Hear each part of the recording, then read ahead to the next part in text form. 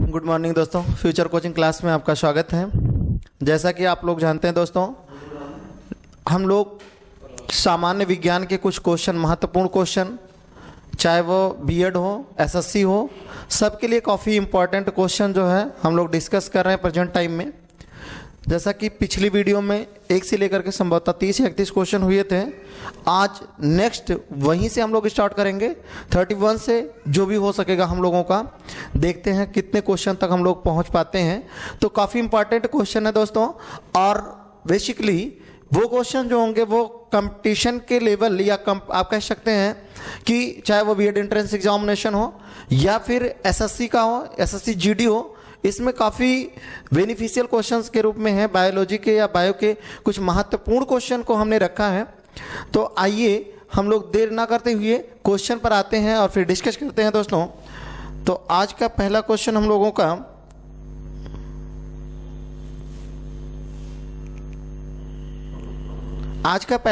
है,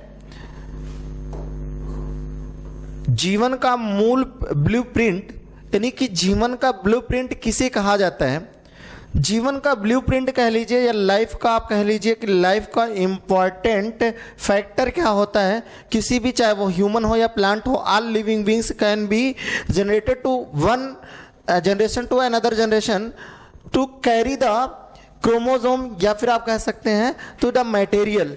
ठीक, तो एक जनरेशन से दूसरी जनरेशन तक जाने में जो कौन कैरेक्टर को निर्वाहन करता है तो उसको हम लोग क्या कहते हैं, ब्लूप्रिंट कहते हैं। और उसका काम कौन करता है तो डीएनए करता है। तो first option is the right answer, यानी कि DNA is the right answer, यानी कि इस क्वेश्चन का आपका राइट जवाब जो होगा वो 1 होगा।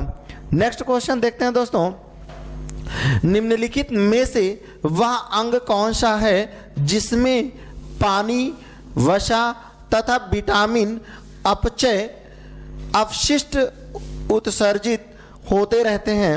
मतलब निम्नलिखित में से वह अंग, बॉडी का कौन सा वह पार्ट है जिसमें पानी या फिर वसा हो या फिर विटामिन हो, अपचय यानी कि कैटाबोलिक अपशिष्ट उत्सर्जन होते हैं।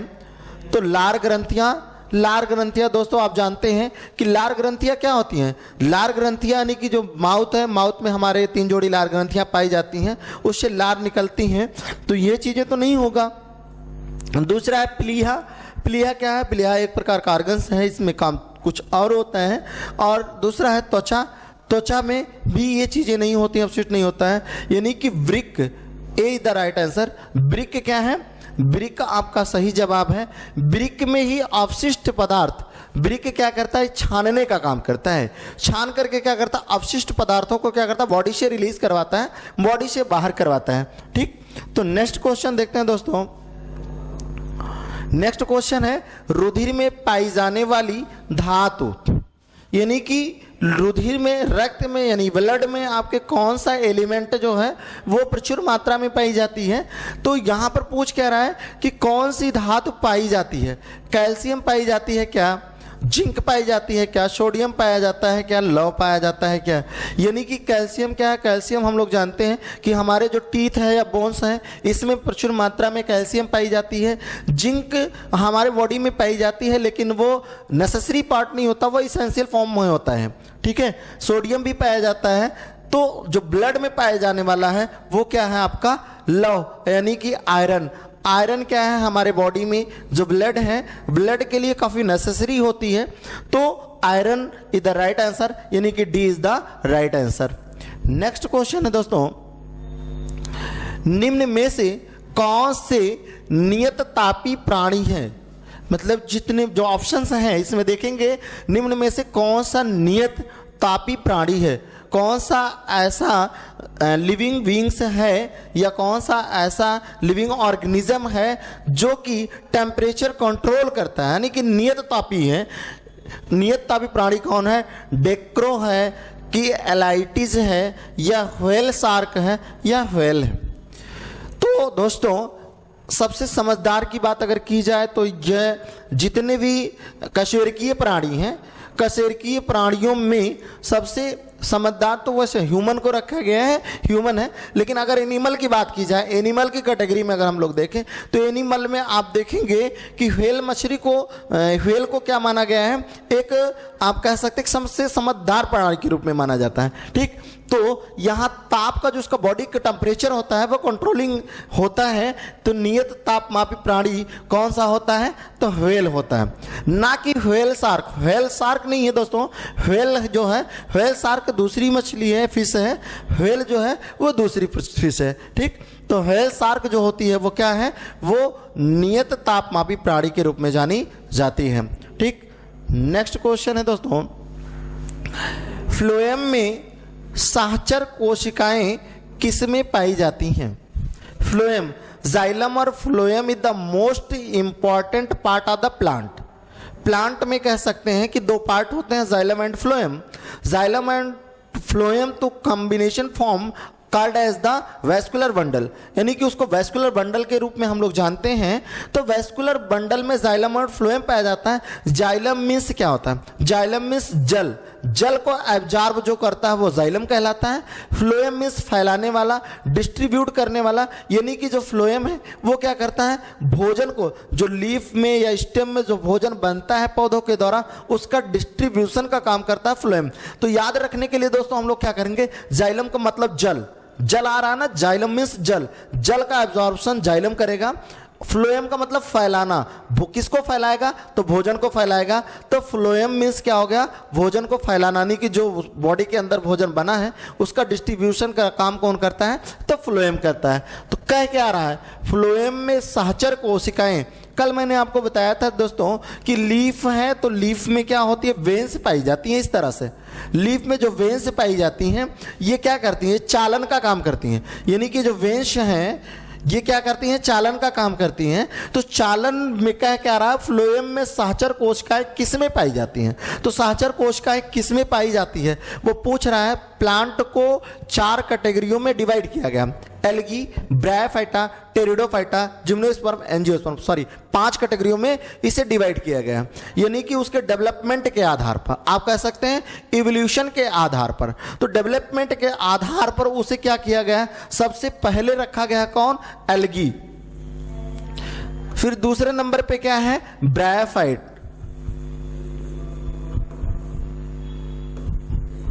ब्रायोफाइटा। फिर तीसरे नंबर पे क्या है, टेरिडोफाइटा।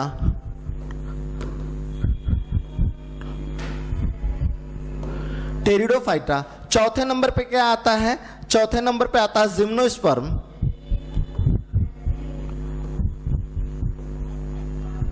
और फिर लास्ट में आता है एंजियोस्पर्म।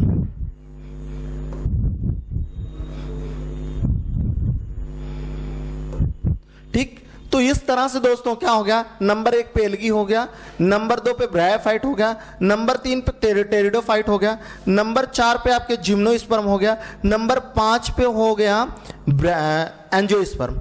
तो अगर खास बात अब आप समझिए, एल्गी और ब्रायोफाइट में क्या होता है, थैलकॉइड बॉडी होती है। मीन्स थैलकॉइड मतलब क्या होता है, do not differentiate true root, leaf and stem. अगर किसी भी प्लांट की body true root, leaf and stem में डिफरेंशिएट ना हो, मीन्स तना, पत्ती और जड़ में अगर वो विभाजित ना हो, अलग ना हो, तो उसको बॉडी को थैलकॉइड कहा जाता है। तो एल्गी में, एल्गी एंड ब्रायोफाइटा में क्या होते हैं, ये चीजें पाई जाती है, यानी बॉडी थैलकॉइड होता है। तो इसका मतलब यहां पर क्या होगा, वैस्कुलर बंडल पाया नहीं जाएगा, मतलब जाइलम एंड फ्लोएम नहीं पाया जाएगा। टेरिडोफाइटा में फर्स्ट टाइम वैस्कुलर बंडल का फॉर्मेशन होता है, टेरिडोफाइट से ही स्टार्ट होता है वैस्कुलर बंडल। तो यहां पर लेकिन वैस्कुलर बंडल जो है फुल डेवलप्ड नहीं होता है। ठीक, डेवलप्ड जिम्नोस्पर्म में भी, जिम्नोस्पर्म में जाकर के होता है, यानी कि यहाँ पर दो तरह की उड पाई जाती हैं। एक होता है मोनोजाइलिक उड, एक होता है पिक्नोजाइलिक उड। मोनोजाइलिक एंड पिक्नोजाइलिक पे आधार पे इसको विभाजित भी किया गया जिम्नोस्पर्म को। तो बहरहाल वो चीजें हम लोग नहीं देखेंगे। आगे आता है एंजियोस्पर्म। एंजियोस्पर्म में पूरी तरह से क्या होता है, वैस्कुलर बंडल जो है वो डेवलप हो चुका होता है, यानी कि बात किया क्या जा रहा है, अनावृत मतलब होता है क्या दोस्तों, अनावृत वीजिए, यानी कि एंजियोस्पर्म की बात नहीं कर रहा, एंजियोस्पर्म मतलब होता है आवृत वीजिए। तो आवृत बीजीय यानी कि फ्लोएम में सहचर कोशिकाएं किस में पाई जाती हैं? तो राइट ऑप्शन आपका हो जाएगा आवृत बीजीय। ठीक, तो D is the right answer. Next question देखते हैं दोस्तों।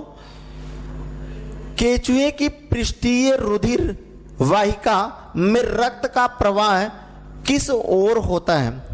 यानी कि अगर इस तरह से आप देखें केंचुए की संरचना, तो समथिंग लाइक दिस, ऐसे केंचुआ कुछ पाया जाता है ऐसे।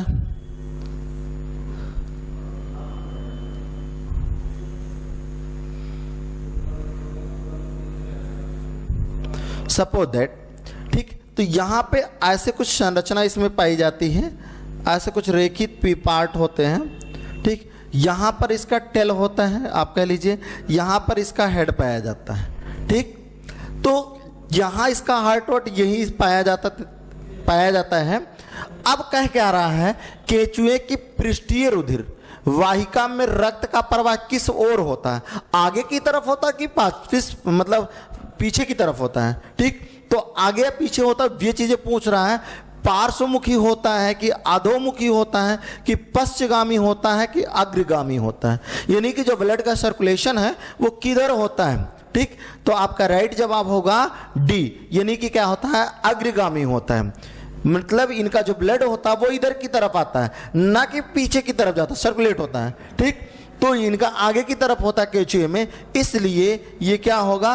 अग्रगामी, यानी कि D is the right option. Next question है दोस्तों, मानवों का 1 मिनट में लगभग कितनी बार हृदय स्पंदन होता है?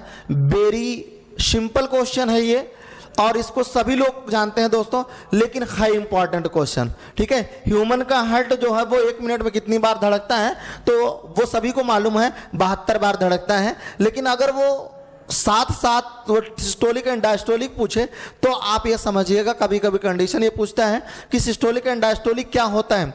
तो मैक्सिमम जो होता है मान लीजिए 72 से 80 होता है, ये 72 से 80 नॉर्मल माना जाता है, और ये जो है 110 से 120 समथिंग 120 माना जाता है, जो नॉर्मल कंडीशन मानी जाती है। ठीक है दोस्तों, तो ये आपका राइट ऑप्शन हो जाएगा सी the right option. Next question देखते हैं हम लोग।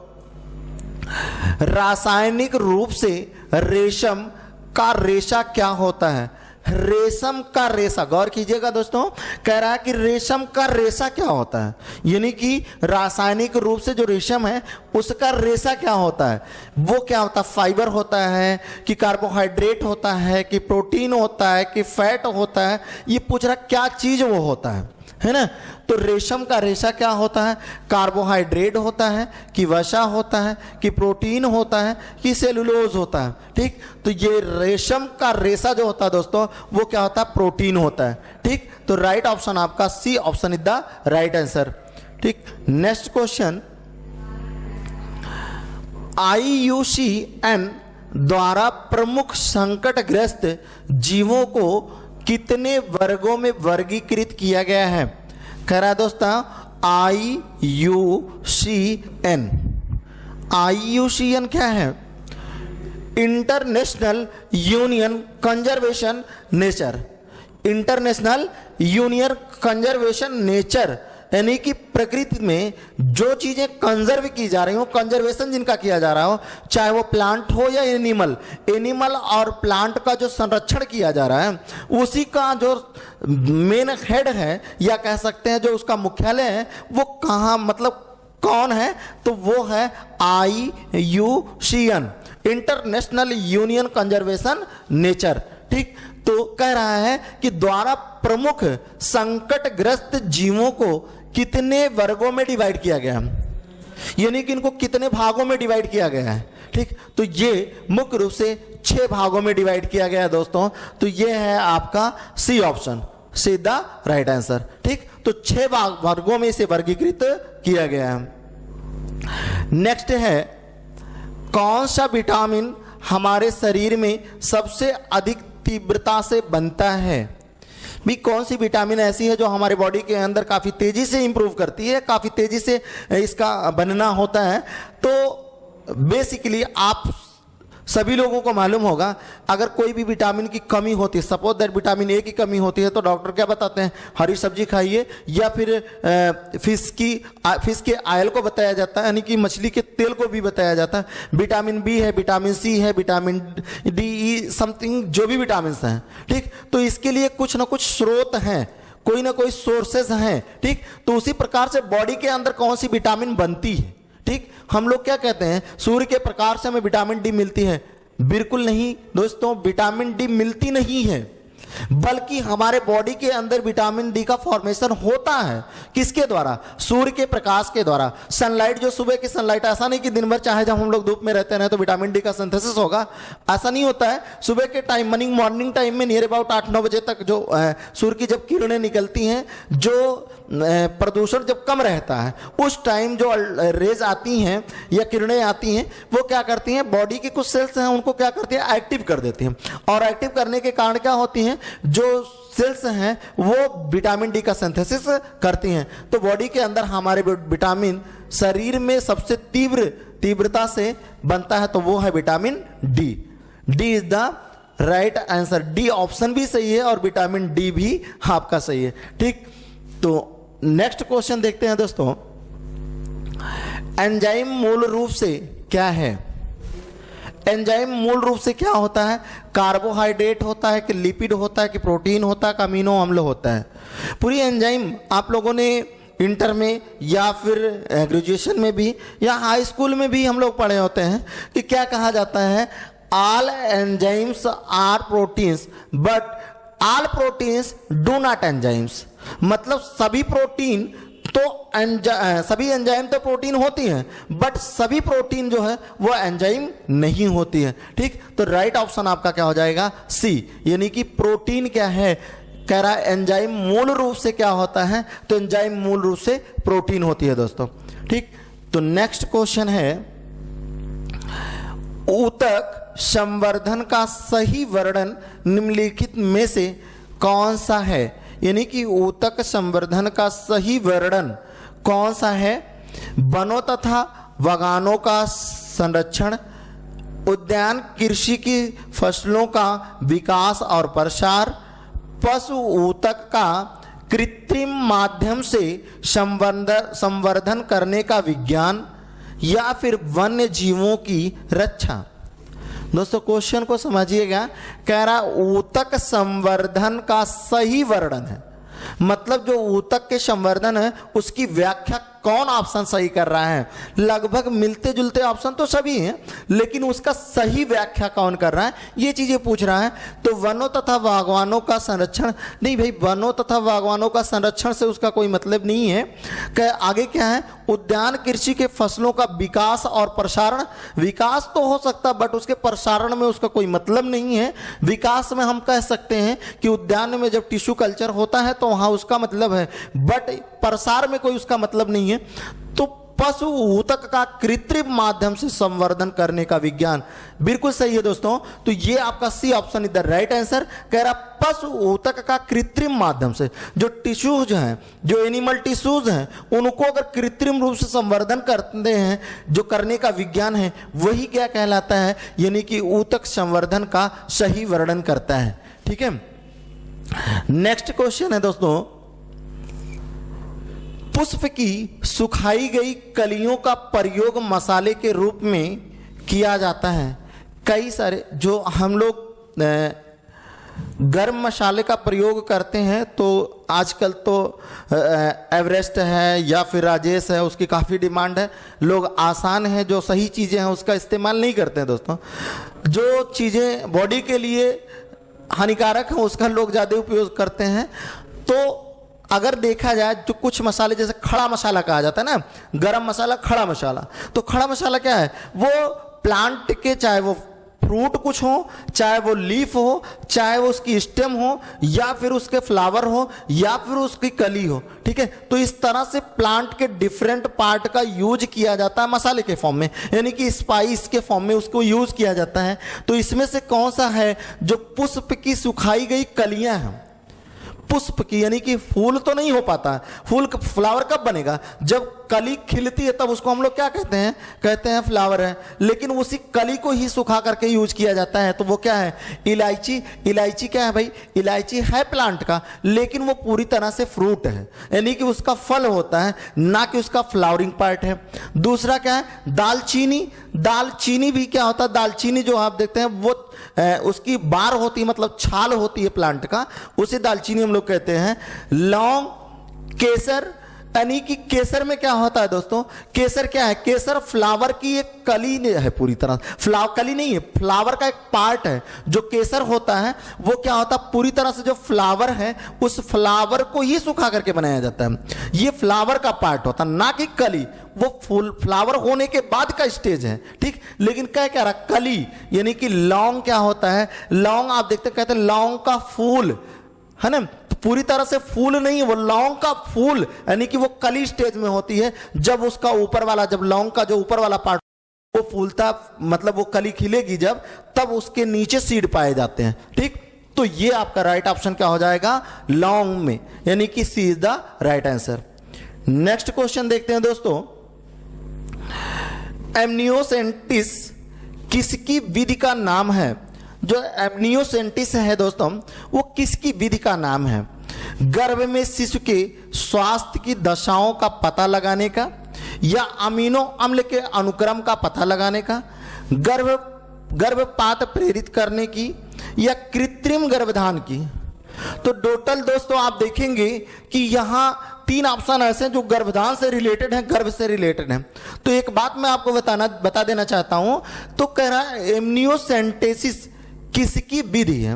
ये विधि पूछ रहा है। तो विधि में आपके गर्भ में शिशु की स्वास्थ्य की दशाओं का पता लगाना, तो ये अल्ट्रासाउंड के द्वारा जो उसकी स्थितियां होती हैं, या बच्चे की जो स्थिति होती है गर्भ में, उसको हम पता लगाते हैं। तो यहाँ ये चीजें तो नहीं कह रहा है। दूसरा क्या? गर्भपाल, यानी कि गर्भपात प्रेरित करने का, यानी कि जब डिलीवर होने का टाइम होता है, यानी कि बच्चे की डिलीवरी की जो टाइम होती है, तो उसमें कुछ प्रसव पीड़ा को बढ़ाने के लिए इंजेक्शन दिए जाते हैं।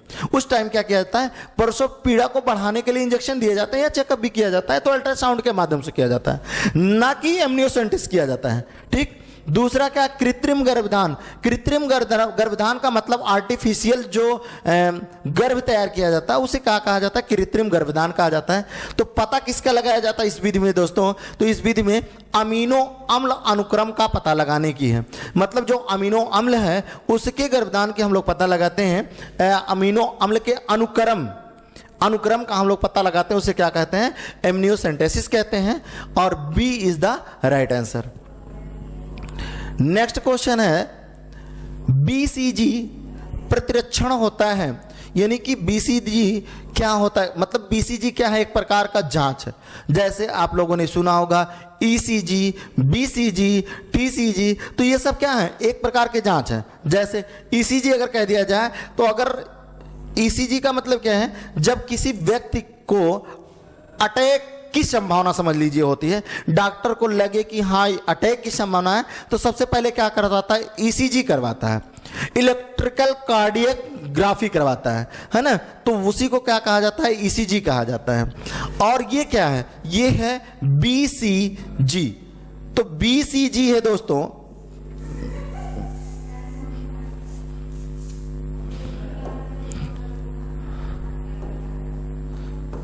बीसीजी कह रहा है कि बीसीजी प्रतिरक्षण होता है। मतलब ये क्या होता है? तो ये होता है ट्यूबरक्लोसिस के जांच के लिए, जिसे आप लोग कहते हैं टीबी। एक तरह का टीबी कहा जाता है। टीबी में क्या होगा? ट्यूबरक्लोसिस, ठीक है। तो ट्यूबरक्लोसिस के जांच के लिए क्या किया जाता है? बीसीजी का प्रयोग किया जाता है दोस्तों, ठीक। तो राइट आंसर हो गया बी। नेक्स्ट क्वेश्चन देखते हैं। निम्नलिखित में से कौन सा रोग रक्तदान द्वारा नहीं होता?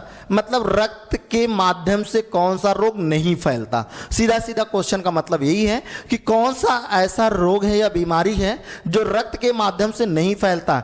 हेपेटाइटिस है क्या? टाइफाइड है क्या? HIV है क्या, मलेरिया है क्या? इसमें से सभी दोस्तों आप मलेरिया का सुने होंगे कि मलेरिया क्या होती है, यानी कि जो एनाफिलीज मादा मच्छर है, वो एनाफिलीज मादा मच्छर के क्या रक्त काटने से होता है। तो क्या करता है, अगर किसी पेशेंट को वो काटता है तो उसके लार्वल स्टेज में या लार्वा में क्या होते हैं, चीज़ें जो वायरल होते हैं वो एक दूसरे व्यक्ति तक पहुंचाने का काम करता है। तो मलेरिया तो ये तो बिल्कुल है। HIV में भी क्या होता है, रक्त के संबंध से भाई ये भी फैल सकता है।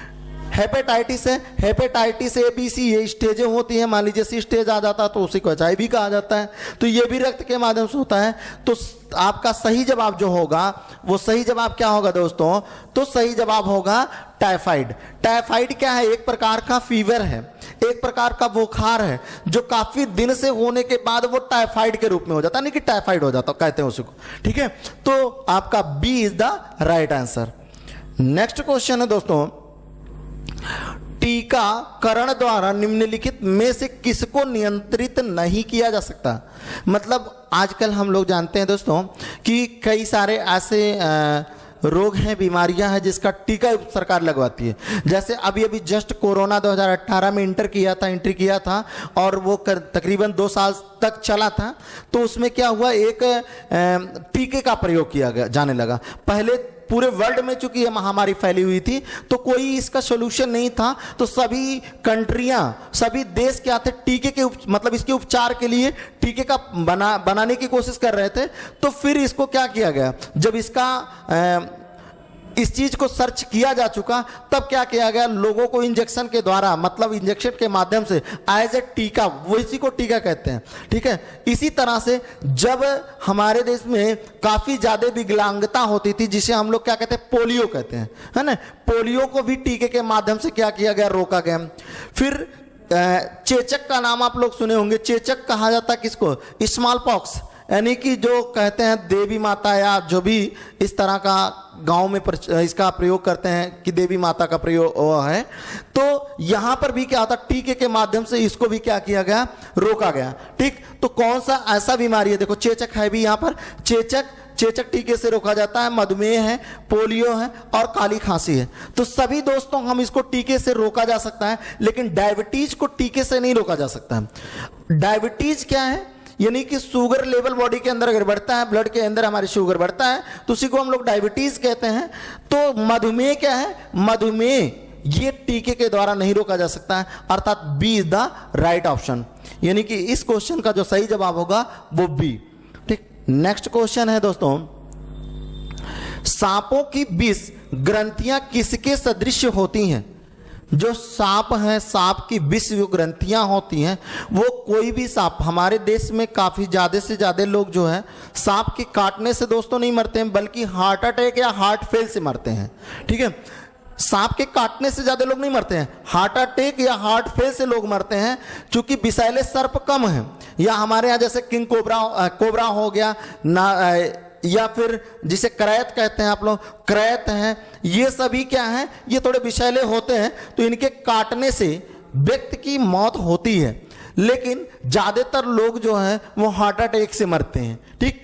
तो कह रहा है मछलियों के वैद्युत अंग के, यानी कि जो सांप में विष ग्रंथियां पाई जाती हैं वो किस तरह से होती हैं? मछलियों के वैद्युत अंग की तरह होती हैं? नहीं। किरणों के पुंज की तरह होती हैं? नहीं।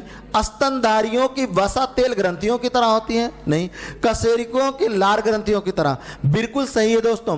कशेरुकियों में जो लार ग्रंथियां, माउथ में जो हमारे लार ग्रंथियां पाई जाती 3 जोड़ी, इसी के तरह होती हैं। ऊपर सांप जो होते हैं उनके तालू में होता है, और कभी भी किसी को जब सर्प काट करके वो ऐसे मतलब ऐंठ जाए तब जा करके लगता, क्योंकि उसका जो दांत होता वो इस तरह से होता, तो इस तरह से पड़ता नहीं दांत, जब वो ऐसे पूरी तरह से मूव कर जाएगा तब उसका दांत लगता है।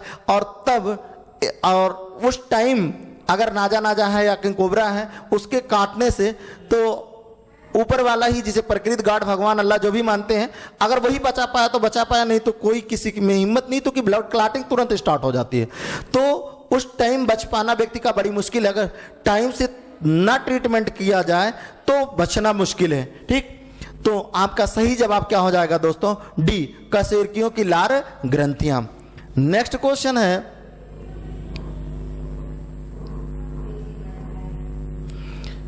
नेक्स्ट क्वेश्चन है, हृदय की मरमर निम्नलिखित में से किस कारण होती है? हृदय की मरमर, मरमर का मतलब क्या होता है दोस्तों? जब हार्ट का गति तेज, मतलब हार्ट की गति तेज नहीं, जब कभी भी हार्ट पंपिंग तेजी से करने लगे और उस समय ब्लड, मतलब एक सरसराहट की आवाज आने लगी, जब सरसराहट की आवाज आती है उसी को मरमर कहा जाता है। वो कंडीशन कब आती है? जब व्यक्ति काफी तेजी से ब्लड का फ्लो हो रहा हो और वो मतलब ब्लड को काफी तेजी से पंप कर रहा हो हार्ट, ठीक है, उस टाइम क्या होता है, उसी सरसराहट की जो आवाज आती है, ध्वनियां आती है, उसी को मरमर कहा जाता है। तो ये कहां पर होता है? ये चैवन वाल्व, यानी कि हार्ट में दो तरह के वाल्व होते हैं, चैवन वाल्व और एक्सिकल वाल्व होते हैं, तो उस वाल्व की वजह होता है, यानी कि चैवन वाल्व के कारण होता है। ये आपका B is the right answer. Next question है दोस्तों, एलोसोम होते हैं, एलोसोम क्या होते हैं? कोशिकांग होते हैं, पादप हार्मोन होते हैं, एलील होते हैं, लिंग गुणसूत्र होते हैं। तो ये क्या होते हैं? एलोसोम, एलोसोम आप कह लीजिए तो ये ऑटोसोम, ऑटोसोम क्रोमोसोम,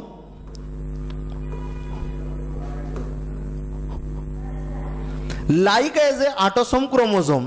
तो ऑटोसोम क्रोमोसोम दोस्तों आप लोग जानते हैं, लाइक कह सकते हैं कि एलोसोम जो है वो किसकी तरह होते हैं? लाइक एज ऑटोसोम क्रोमोसोम की तरह होते हैं। तो like as autosome chromosome, autosome chromosome का नेचर क्या होता है? ये लिंग निर्धारण करने का कार्य करते हैं, अर्थात यहां पर इसको हम क्या कहेंगे? लिंग गुणसूत्र कहेंगे, यानी कि राइट ऑप्शन क्या हो जाएगा? डी।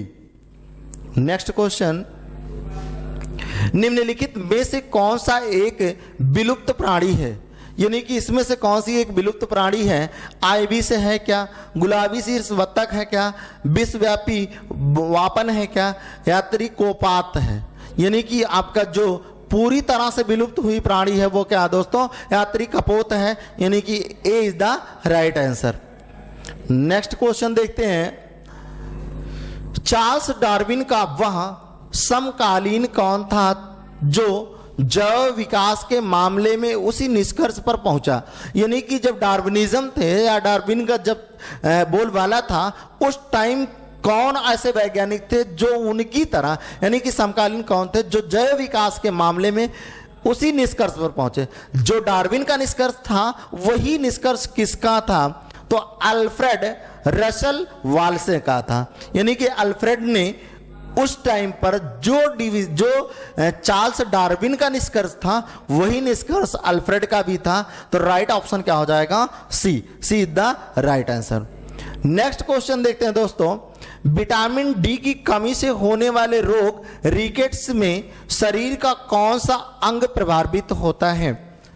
तो विटामिन डी की सिंथेसिस कहाँ होती है? इसके पहले भी क्वेश्चन आया था दोस्तों, मैंने उसमें बताया था कि ये क्वेश्चन ये कहाँ पर सिंथेसिस होती है। तो उसी से रिलेटेड क्वेश्चन है, विटामिन डी की कमी से होने वाला रोग, विटामिन डी की कमी से कौन सा रोग होता है? रिकेट्स होता है। रिकेट्स रोग के द्वारा कौन सा बॉडी का अंग कौन सा प्रभावित होता है वही पूछा जा रहा है। त्वचा होता है कि बाल होता है कि अस्थि होता है कि रुधिर होता है? तो सभी को मालूम होगा, क्योंकि विटामिन डी की कमी से बच्चों में ये चीज़ें होती हैं ज़्यादा, ये रोग बच्चों में ज़्यादा होता है, यानी कि बच्चों की बोन्स कमज़ोर हो जाती, लचीली हो जाती, ठीक है। तो ये अस्थियों का होता है। तो राइट ऑप्शन आपका सी हो जाएगा दोस्तों। नेक्स्ट क्वेश्चन है, रोगजनक जीवाणु निस्सारित करते हैं, जो रोगजनक जीवाणु हैं वो क्या निस्सारित करते हैं? तो प्रतिजन निस्तारित करते हैं, यानी कि ए राइट आंसर। नेक्स्ट क्वेश्चन, कुछ पौधों के बीज अंकुरित नहीं हो पाते यदि वे फल पशु पक्षी के पाचन क्षेत्र से ना गुजरे। मतलब कुछ फल के या कुछ प्लांट के सीड्स ऐसे होते हैं जो किसी पक्षी या किसी एनिमल के डाइजेस्टिव सिस्टम से अगर ना गुजरे तो उसका अंकुरण नहीं हो पाता है, ठीक, मतलब उसका जर्मिनेशन नहीं हो पाता है। तो वो क्या कहलाता है, यानी कि इसका क्या कारण है, रीजन क्या होता है? तो शीत निष्कासित होता है, या मतलब शीत निष्क्रियता है, या फिर बीज आवरण अपारगम्यता है, या अनुवर्णता है, या कायिक जनन है? तो बिल्कुल दोस्तों ये आपका B is the right answer, बीज आवरण अपारगम्यता, यानी कि बीज का जो सीड का आवरण है वो अपारगम्य होने के कारण ही क्या होता है, उसका अंकुरण नहीं हो पाता है। अर्थात वो जब किसी एनिमल या के डाइजेस्टिव सिस्टम या पक्षी के डाइजेस्टिव सिस्टम से गुजरता है तो वो क्या होता है, वो लचीली हो जाती है और अंकुरण आसानी से हो सकता है। ठीक, तो नेक्स्ट क्वेश्चन है, सौर ऊर्जा का सबसे बड़ा औद्योगिकीकरण कौन है? यानी कि जो सौर ऊर्जा है उसका औद्योगिकीकरण कौन है, फिक्सेटर कौन है, उसको फिक्सेटर कौन करता है? बैक्टीरिया करता है कि प्रोटोजोआ करता है, कवक करता है, या हरे पौधे करते हैं?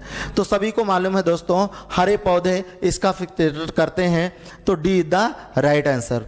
नेक्स्ट क्वेश्चन, जब कोई बाहरी पदार्थ मानव रुधिर प्रणाली में प्रविष्ट होता है तो प्रतिक्रिया कौन प्रारंभ करता है?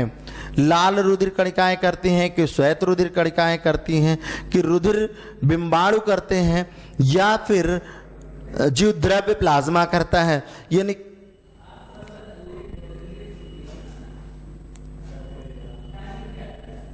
तो कौन सा करता है? जब कोई भी यानी कि रुधिर प्राणी में प्रविष्ट होता है तो इसको प्रारंभ कौन करता कर रहा है कि जब कोई बाहरी पदार्थ यानी कि बाहर से आने वाले कोई भी पदार्थ जो है वो मानव रुधिर प्रणाली में प्रविष्ट होता है तो प्रतिक्रिया कौन प्रारंभ करता है? इसकी जो रिएक्टिविटी आप कह सकते हैं कि इसकी रिएक्टिविटी कौन करता है?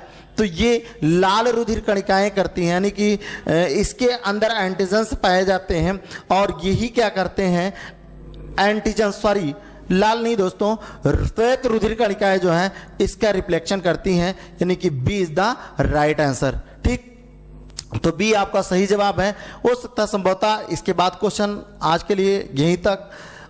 दोस्तों अगर जो लोग हमारे चैनल पर नए हों तो आप सब्सक्राइब जरूर करिएगा, सब्सक्राइब करिएगा और लाइक करिएगा चैनल को, और ज़्यादा से ज़्यादा अपने दोस्तों के साथ शेयर करिएगा ताकि ज़्यादा से ज़्यादा लोग इसका लाभ उठा पाएं।